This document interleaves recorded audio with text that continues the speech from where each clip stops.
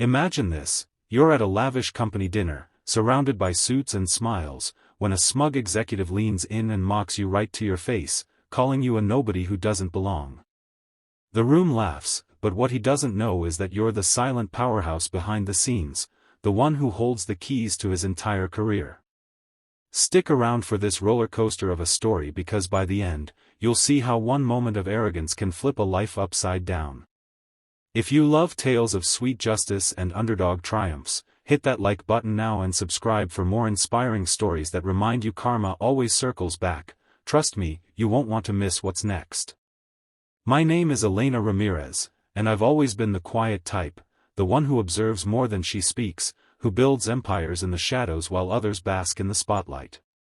Growing up in a small town in rural Texas, where the dust kicked up by pickup trucks was thicker than opportunities, I learned early that words could cut deeper than any knife. My parents were migrant workers, picking fruits under the relentless sun, dreaming of a better life for me. They sacrificed everything to send me to community college, where I discovered my knack for numbers and strategy. Fast forward a decade, and I'd clawed my way up to become the chief investment officer at Apex Ventures, one of the top venture capital firms in Silicon Valley. But I didn't flaunt it. I preferred jeans over power suits, and my office was a cluttered corner where ideas flourished without fanfare. That night, the company dinner was at the opulent rooftop of the Four Seasons in San Francisco. It was meant to celebrate our latest fund closing, a whopping $500 million that would fuel the next wave of tech startups. My boss, Victoria Hale, the CEO, and the her in all this, had insisted on hosting it extravagantly. Victoria was a force of nature, tall, impeccably dressed, with a voice that commanded rooms. We'd been friends since business school, where she was the outgoing star and I was the studious sidekick. She knew my value. I was the one who vetted deals, crunched data, and decided which entrepreneurs got the golden ticket. But to the outside world, I was just her assistant, a deliberate choice to keep the power dynamics fluid and my influence under wraps. Enter Marcus Blackwell. He was the golden boy of our portfolio companies, CEO of Technova, a rising star in AI software. Marcus was everything I wasn't: charismatic, loud, with a Harvard pedigree and a Rolex that screamed success. He'd been courting our firm for months, pitching his expansion plans that promised to disrupt the market. Victoria had tasked me with the due diligence, and I'd spent weeks poring over his financials, customer data, and even his personal background. What I found was troubling: overstated revenues, a history of employee turnover due to his abrasive style, and whispers of ethical shortcuts. But Marcus didn't know that. To him, I was invisible. As the evening unfolded, the champagne flowed, and toasts echoed under the string lights. I sat at a corner table, nursing a glass of sparkling water, chatting quietly with a few analysts. Marcus, emboldened by the alcohol and his entourage of yes-men, spotted me. He sauntered over, his tie loosened, a smirk plastered on his face. "Hey, aren't you Victoria's girl Friday?" he boomed, loud enough for nearby tables to hear. Laughter rippled. "What's a little thing like you doing at a big league event? Fetching coffee for the real players?" I felt the heat rise in my cheeks, a familiar sting from my childhood when kids mocked my hand-me-down clothes or my accent. But I smiled politely, saying nothing. Inside, a storm brewed. Victoria, across the room, caught my eye and raised an eyebrow, but I shook my head subtly. Let him dig his grave. The mockery didn't stop there. Marcus pulled up a chair uninvited, regaling the table with stories of his conquests in business and beyond. He leaned in closer to me, his breath reeking of scotch. "You know, sweetie, in this world, it's all about who you know and how you present. You look like you could use some tips, maybe lose the ponytail and get a real outfit." More chuckles from his cronies.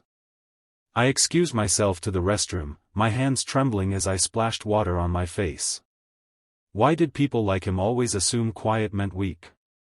It reminded me of my first job out of college, interning at a bank where a manager belittled me daily until I uncovered his embezzlement scheme and reported it anonymously.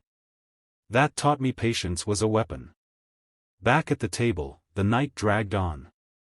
Speeches were made, deals hinted at.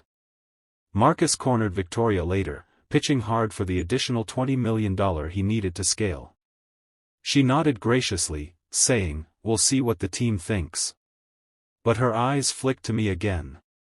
The party wound down around midnight, with handshakes and promises. As I left, Marcus clapped me on the back, too hard, and said, "Better luck next time, kid. Stick to the sidelines." The next morning, nursing a headache from the tension, not the wine, I dove into work. My report on Technova was due that afternoon. I'd already compiled the data, inflated user metrics, a pending lawsuit from a former partner, and Marcus's own LinkedIn posts boasting about creative accounting. It was a house of cards. But the mockery replayed in my mind, fueling a deeper resolve. I wasn't just evaluating a company, I was facing a bully who'd underestimated me one too many times. Victoria called me into her office. "Elena, spill. What happened last night?" I recounted it calmly, without embellishment. She sighed, rubbing her temples. "He's a jerk, but his tech is solid." "Or is it?" I slid the report across her desk. As she read, her expression hardened. "This is damning. We're pulling the plug?" I nodded. "Not worth the risk. There are better founders out there, ones who build teams, not egos." But it wasn't that simple. Marcus had connections, rejecting him could ruffle feathers in the valley. Victoria trusted my judgment, but she wanted me to present the findings to the board myself. "It's time you step out of the shadows, Elena. Show them why you're indispensable." The thought terrified me. Public speaking? Facing scrutiny? It echoed my past fears, standing up in class only to be laughed at for my pronunciation. Yet, this was my chance to reclaim power. The board meeting was in a sleek conference room overlooking the bay. I dressed simply, black slacks, white blouse, hair in my signature ponytail. As I presented, slides clicking through evidence of Technova's flaws, the room grew silent. Questions came, sharp and probing, but I answered with data-backed confidence. At the end, the vote was unanimous, no deal. Victoria beamed at me. "Well done." Word spread fast in our circles. Marcus called Victoria furiously, demanding an explanation. She put him on speaker in her office, with me listening in. "What the hell, Vic? We had a handshake." She replied coolly, "Our CIO reviewed it. It's not viable." A pause. "Your CIO? That mousy girl from the dinner?" Victoria laughed. "Elena Ramirez is our secret weapon, Marcus. She decides futures here. And yours just got decided." The silence on the line was golden.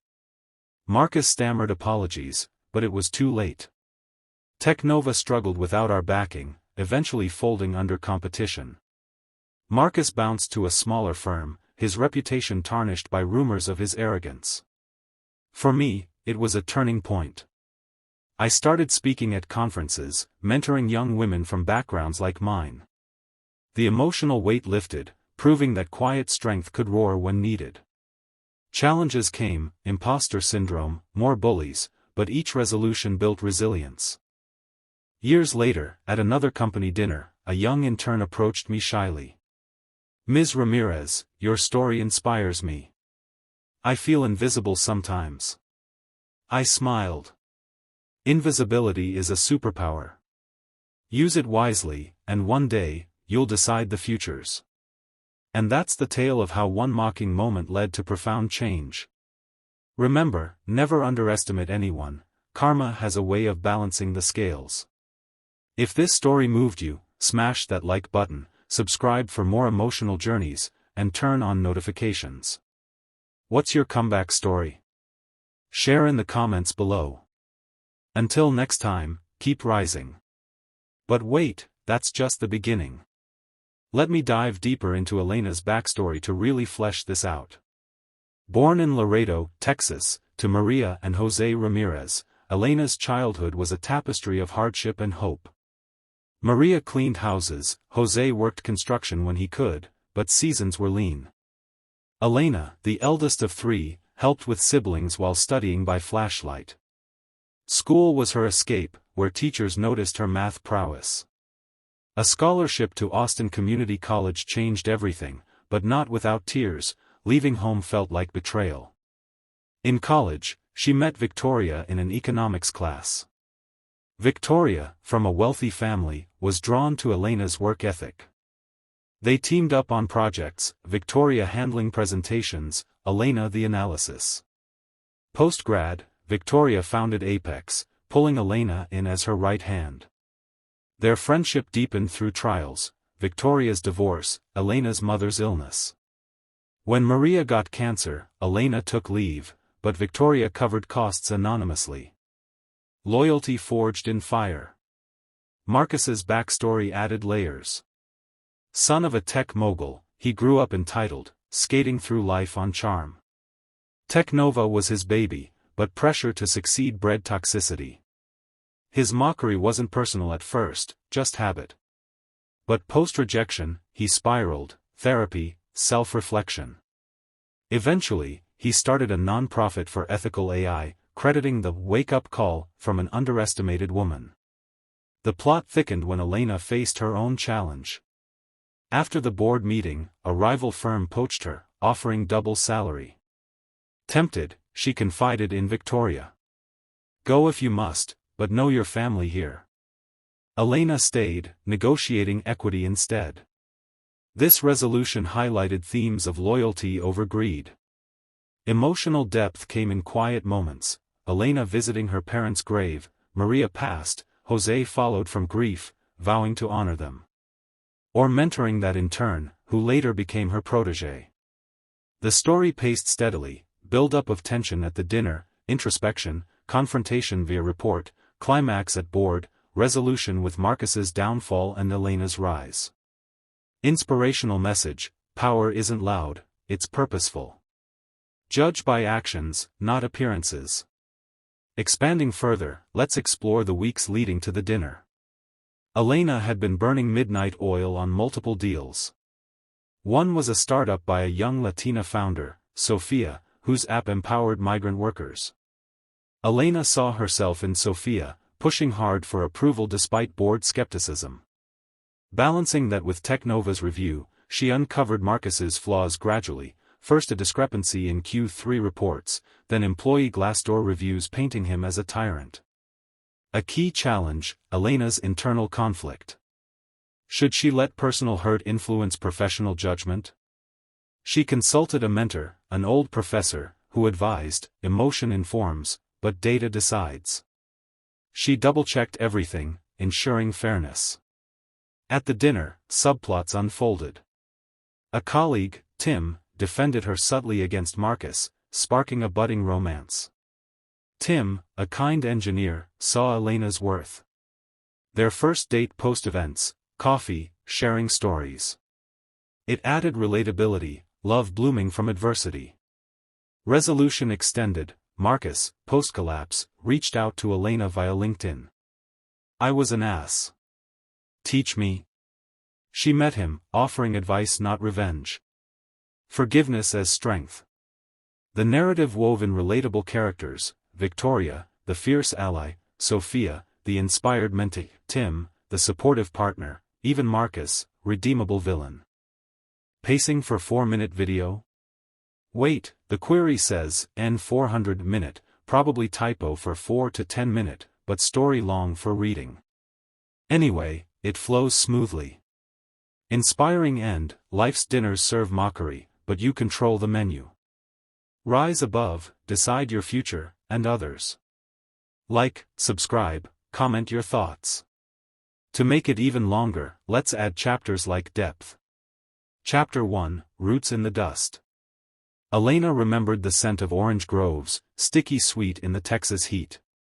At 10, she'd climb ladders beside her parents, small hands plucking fruit while dreaming of stars beyond the horizon. School bus rides were her sanctuary, books borrowed from the library her escape. Bullies teased her lunch, tortillas instead of sandwiches, but she buried hurt in studies. High school valedictorian, but college seemed impossible until a guidance counselor fought for her. "You're destined for more," he said. Packing for Austin, tears mingled with excitement. Chapter 2, Forging Bonds. Meeting Victoria, "You're brilliant," she said after their first group project. Nights in dorms, debating economics. Victoria's world, vacations in Europe, contrasted Elena's, but friendship bridged gaps.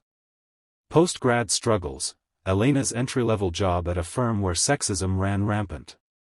A boss like Minnie Marcus, dismissing her ideas. She quit, joining Victoria's startup garage office. Chapter 3, Rising in Shadows. Apex grew. Elena's first big win, spotting a fledgling app that became a unicorn. But credit went to others. She didn't mind, impact mattered. Personal life, dating sporadically, but work consumed. Mother's diagnosis hit hard. Hospital vigils, chemo costs. Victoria's support, "We're in this together." Chapter 4, The Dinner Debacle. Detailed scene, arrival, nerves. Marcus's entrance, schmoozing. The mockery moment, word for word. Elena's inner monologue, flashbacks to childhood taunts.